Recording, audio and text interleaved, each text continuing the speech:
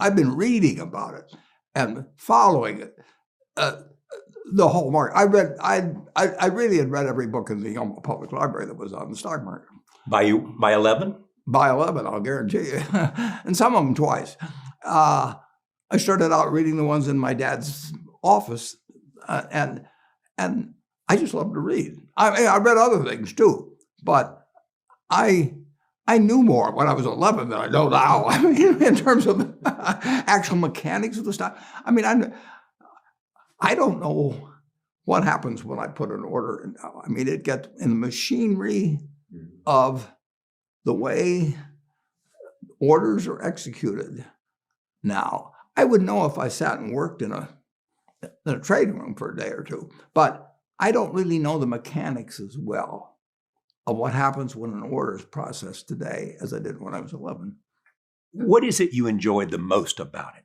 Because you don't pick stocks, you pick companies. Yeah, but when I was 11, I picked stocks.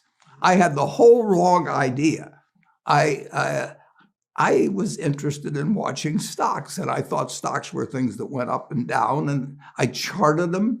I read books on technical analysis. I read Edwards and McGee. I think that was the classic then. I mean, hundreds and hundreds of pages. And I read that whole thing over and over again. I read Garfield, Drew, I read everything. And I thought the first 8 years, I thought the important thing was to predict what a stock would do and predict the stock market. And then I read Ben Graham, when I was 19 or 20. And I realized that I was doing it exactly the wrong way.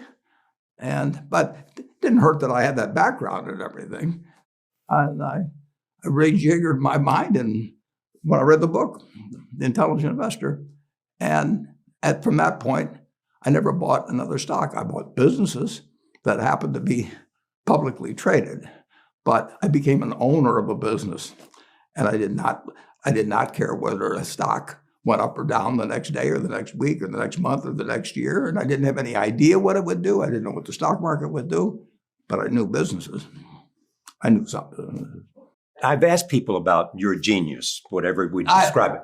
No, I'm a bright guy who's terribly interested in what he does. So I've spent a lifetime doing it, and I've surrounded myself with people that bring out the best in me. And you don't need to be a genius in what I do.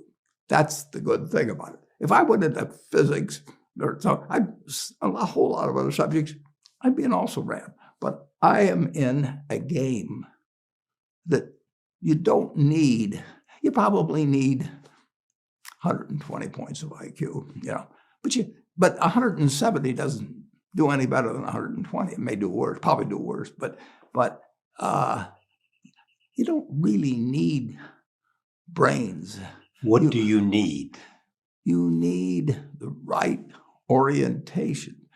90% of the people, I'm pulling a figure out of the air, but 90% of the people that buy stocks don't think of them the right way.